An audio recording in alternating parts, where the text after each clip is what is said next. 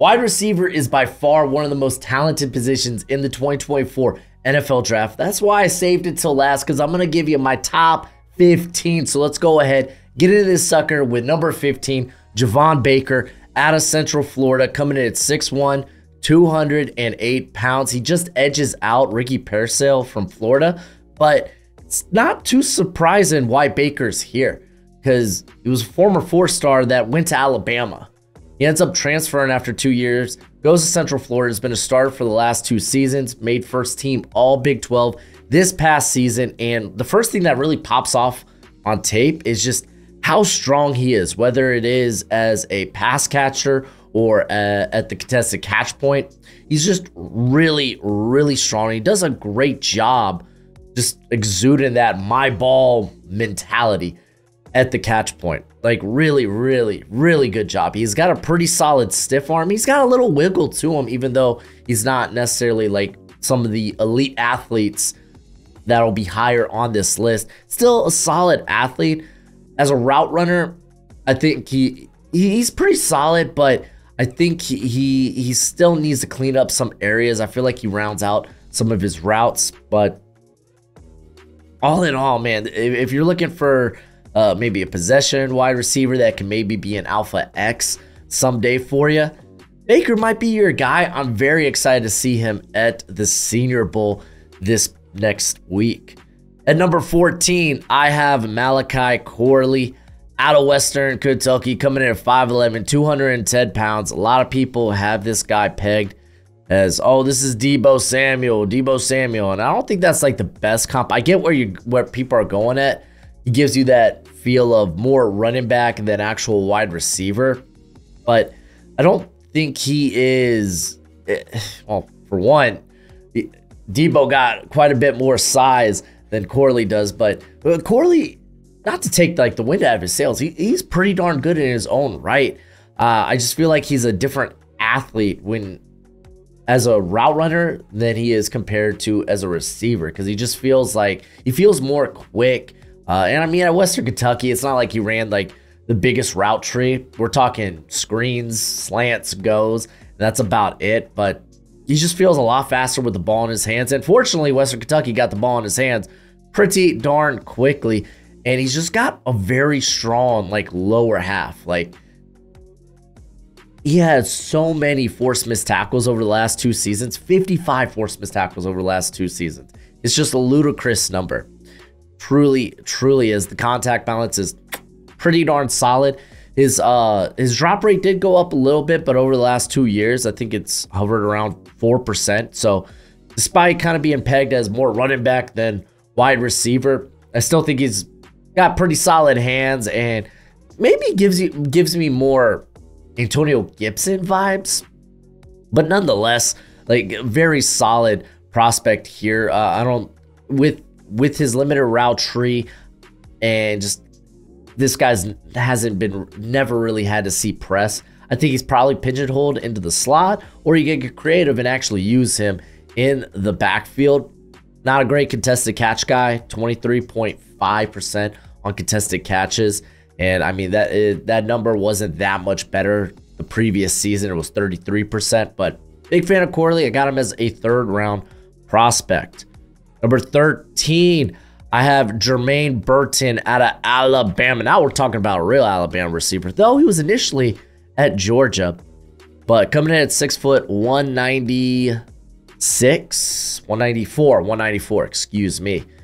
And this was someone I thought who was going to break out last season. If you were around the channel last season, during my summer rankings, I had him as like a potential 1st rounder. I thought he was going to take that next step with Bryce Young there and whatnot, and it just didn't happen. He may have started all 12 games, but he ran a real limited route tree, and it just wasn't great. And then this year, I feel like it was much more of what I expected, though it wasn't like the type of breakout. I thought he was going to be like a 1,000-yard guy. We're going to see double-digit touchdowns. But still, what he had, 8 touchdowns, pretty darn solid. But it was a lot better. This cat's got legit speed. 4 days. Like, he can create separation just by running past you. And he's actually a smooth route runner, a crisp route runner. And really, I really didn't see any problems with him getting off a press. I truly didn't. And I love this dude's hands. At the contested catch, he was 56.3% this past season and had 0 drops on the year. Just wild. But what I will say is, while his ability, I feel like his ability after the catch can be a lot more than what it currently is. He typically goes down when he gets, when he does get hit or meets contact. He's more of a, I'm going to run away from you rather than actually have like moves in the open space and whatnot. I'm glad that the drop rate went down, but I would like to see him maybe feel a bit stronger at the catch point. But I mean, he's so fast that it's like, do I even care? How many jump ball opportunities is he going to truly have, you know? But all in all, I'm glad he had the mini breakout year this season, because he was a guy that I honestly thought was going to break out back in 2022. At what number are we at? 12. I got Xavier Worthy out of Texas. I got a midday 2 grade on him. I don't love him like some people do. I get it. Speed kills, and he's got speed for days. 6'1", 172. The dude's going to test exceptionally fast. And you know what? Some team's going to look at that and be like, hey, we need someone like that. And he's going to go a lot higher than probably where I have him. I think on my big board, he's at 55 currently. But I mean, I think there's some things that concern me about Xavier Worthy's game. For one, his size. I mean, I feel like the wind could blow and knock him down. Like, he has taken some devastating hits too, and a lot of that's just his frame, you know. But he has shown the ability to make guys miss. I mean, that's why he was such a good punt returner. I mean, he does bring that special teams ability as a return man. He really does. But also just how inconsistent his hands were. And like, I've seen this guy go up and actually, because he's got legit bunnies, this man can jump, and he could be the first guy at the catch point. And I've seen him make some ludicrous grabs. But then there's other times where it's not even focus drops. You know, it's just like, I don't know, man. I don't know what to make out of his hands, because I've seen the high end and I've seen the low end. It's just like one of two extremes when it comes to his actual ball skills. And I don't really know what to believe. But like, in general, I get it, man. Dude's fast, brings return abilities. He can be a legitimate home run threat. He's actually put out like quality 3 seasons. It's just, again, I feel like there's just receivers that have better ball skills, not necessarily maybe as fast, but I feel like their translation to the NFL is a bit easier than what Worthy is. Their projection to the NFL is a bit easier than Worthy. But at number 11, I have Xavier Legette out of South Carolina. If you've been with me through the whole season, you know he was a my guy very early on. If you were here for we did a watch along for South Carolina versus North Carolina. I was so sad that Juice Wells went down with an injury, but I was like, who is this Legette guy? He is a man among men. And I mean, he's built like it. Coming in at 6'3", 227 pounds. Will be at the Senior Bowl, by the way. But I was like, this guy's long field speed. Like, once he gets going, good luck catching him. He's a monster at the catch point. Legitimate boss. Who is this guy? Huge catch radius. And it's like, I had to look him up, and it's just wild because you look back at his production the previous 4 seasons, where he's basically kind of been a reserve, stuck on the depth chart, or he had the injury with the motorcycle accident. I think that was a couple of years ago. And it's like, why wasn't this guy on the field earlier? But I mean, I heard good things from some of the quotes from his head coach Beamer, that this was a guy that was a grinder. Like, he was going to see the field one way or another. whether it was special teams, on the receiving game, and he was going to make the most of his opportunities. And he did that. He did that after 4 years of having seasons that didn't crack 200 yards. He goes for 1,200 this year. Just an amazing year for him. Now, a lot of people are going to be like, oh, DK Metcalf. And I think some of that's kind of true in terms of how you're going to want to utilize him, because he's not like the smoothest route runner. He's got like the turning radius of like a Ford Raptor. It's just like he's a big guy. So yeah, you're gonna probably want him on these like one cuts and just like have him build speed and just tear the top off of defense. But he's showing you the ability to create just because he absorbs contact so well. So it's like I had to put him in the top 50 because I feel like the floor is so high for a player like him that at the very least he is going to be like a Pro Bowl special teamer as a gunner, man. Because golly, dude, once he gets going, he is hard to stop. All right, at number 10, I got Lad McConkey out of Georgia, coming in at 6 foot, 185, and straight up, just a really good football player. If people want to be like Hunter Renfrow, you're wrong. You're wrong. Hunter Renfrow wish he was this athletic. Really does. Because like McConkey, he knows how to run routes. He runs them hella well. But he's got vertical speed. He's got speed. I think he's going to test out really, really well. His hands have been really solid, though, caveat, downfield. His hands, not as reliable. I mean, you go to last year, his drop rate on passes 20+ yards down the field, 9.4. This year he was hurt, so the sample size is much smaller, but it was 25%. And I'm sure it probably would have been close to that 10% mark. But he's just a good football player. I think he's going to come in and be like a high-end slot or a real solid number 2 to somebody's number 1. Like, he is just that good. And again, dude's not slow. You go back to high school where he ran a 4.56 40-yard dash. And I imagine that number is going to be much faster when we get to the combine. He is just a good player who can also run block, because you have to at Georgia. You can't stay on the field if you can't run block. So, I mean, he just does so many things well. It's hard not to have him high. Even coming to the year, it was like, man, how high can I really put this guy up? Because, like, I mean, there are some legitimate freaks in this receiving class. And I've kind of settled at this spot where he's like a couple of spots higher than Xavier Legette on my big board. Like, currently, Legette is at 50, and I got McConkey at 47. And I feel pretty good about that right now. But we'll see McConkey at the Senior Bowl as well. And that is going to be a fun. But at number 9, I got Jalen Polk out of Washington, coming in at 6'2", 204. And this is a very high-end number 2 wide receiver, I think.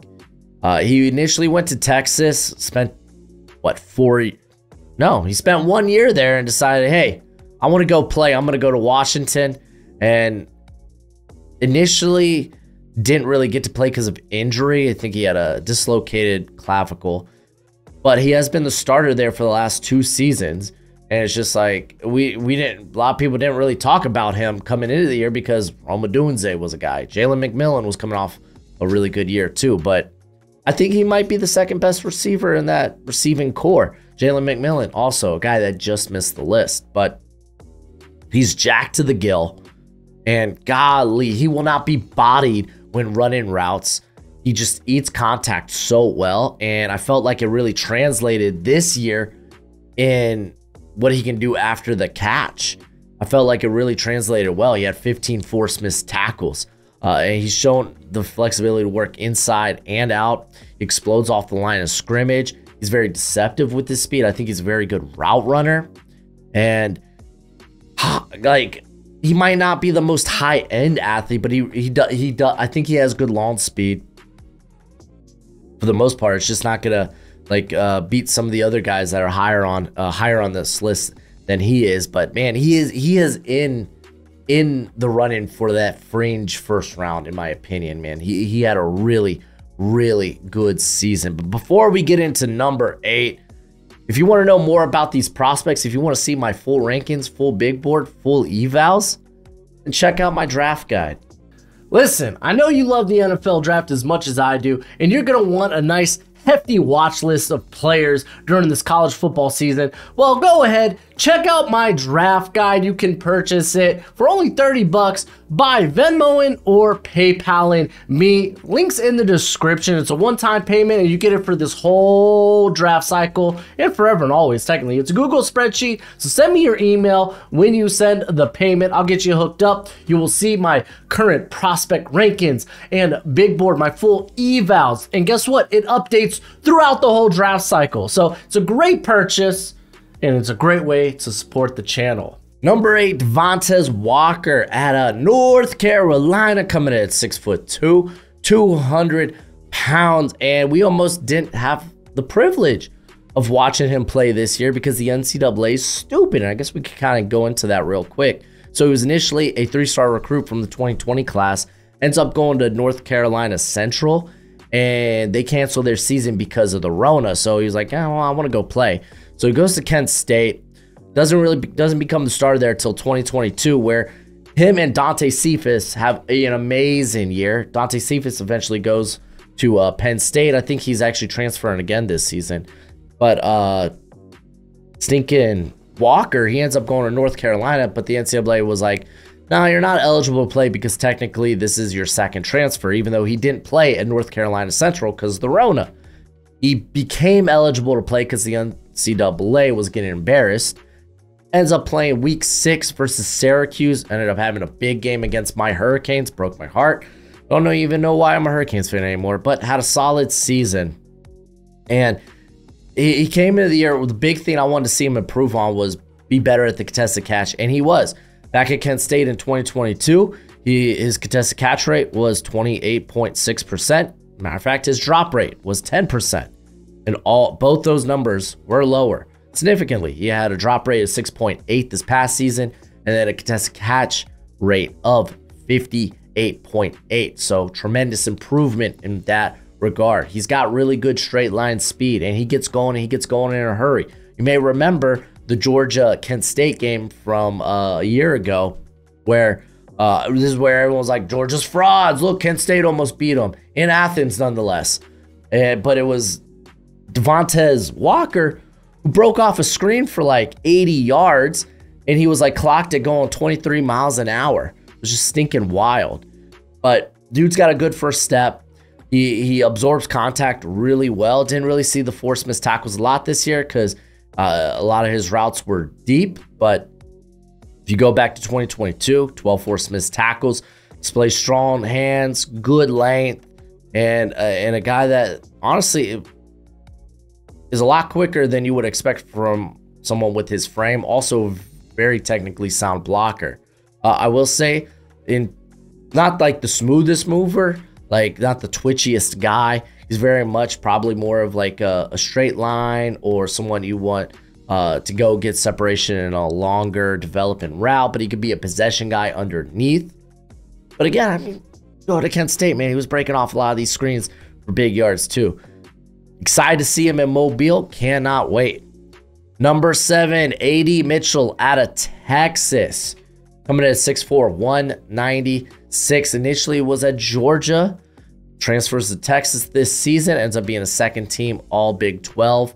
And he looked good, man. He's tall. He's got a big catch radius. Quick feet, good long speed. And yeah, he ended up being a really good long, like downfield threat. Good hands too. Drop rate was at 1.8%. Very good number. And very good route runner. Like very, very good route runner. Just, man, can at times literally cut on a dime. He's got shifty moves as well. However, I will say that like feels like he probably should put on a little bit more muscle so he can take contact during the route a little bit better.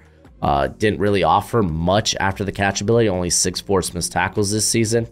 And also, like, on the play-to-play, like, route running is just not the same. Like if at least this is what it felt like, if he knows the play's not going coming to him, you're not gonna see effort. It looks like he takes a little bit off the foot off the pedal. But like what he can be, like the high end, is real nice. This is why we're talking about him like as a fringe first rounder. Big fan of A.D. Mitchell at number 6. I got Troy Franklin out of Oregon, coming in at 6'2", 187. He did put on weight. He was like 171 in 2022, so he's put on significant pounds, and he probably will continue to do so. One of the areas I said at the beginning of the year, I was coming into the season, I was like, man, I feel like he's almost there as a route runner, and felt like he took that next step this season because the dude's got quick feet. He understands how to work leverage and whatnot, and it looked good. It looked good, man. He put it together, and he was unstoppable in the red zone. 7 TDs came in the red zone in 2023. I believe he had 6 in 2022. And he has shown sure hands. He's shown to be good at the contested catch. However, those numbers were dramatically down this season. So it's hard to like put it like, are you good at it or are you all right at it? Like, are you really good at it? Because he was really good in 2022. 3% drop rate, 64% contested catch. Those numbers jumped to 10% drop rate, 37% on the contested catch. So those were significant drops for him. Haha, pun intended. So that's something to kind of monitor, but I like what he's shown in terms of creativity. As a route runner, he had 14 forced missed tackles this past season. And I got this guy another one pegged as a fringe first rounder. But before we get to my top 5, what's crack-a-lackin'? It's your boy Broshmo. Just in case you did not know so, go ahead, become a bro and subscribe. Leave this video a thumbs up if you enjoy the content. As always, let me know what you think in the comment section below, where we have that nice, beautiful football discourse. I have done all the position rankings as of right now. This is my last one. So if you want to know some names going into the off-season draft process, take a look at those. But let's go ahead and get into number 5, Keon Coleman. Keon Coleman, he's a guy that I've kind of bounced around up and down on my list. Coming into the year, I thought he was going to have a huge season, and he did. He started the year very strong, but part of that was injuries. Don't even know what he missed the Pittsburgh game for some reason, but just didn't put up necessarily the numbers I thought he would. And then, I mean, obviously you had Jordan Travis going down at the end of the year. Still ended up having 11 touchdowns, 10 forced missed tackles. But man, Coleman, he can be an alpha, like prototypical X wide receiver. I think he can. He's got a good blend of size, speed, and strength. I think the route running, definitely, that's kind of the biggest critique. The route running needs to be a bit better. He doesn't really have that shimmy or shake when he's running his routes, and he relies a lot on his size, which could lead to penalties. But I would like to see a little bit more creativity to his route running, because an area he struggles at is separation. And shoot, man, when he gets to the catch point, he is a little pushy. Like, I think he probably will be called quite a bit for offensive pass interference.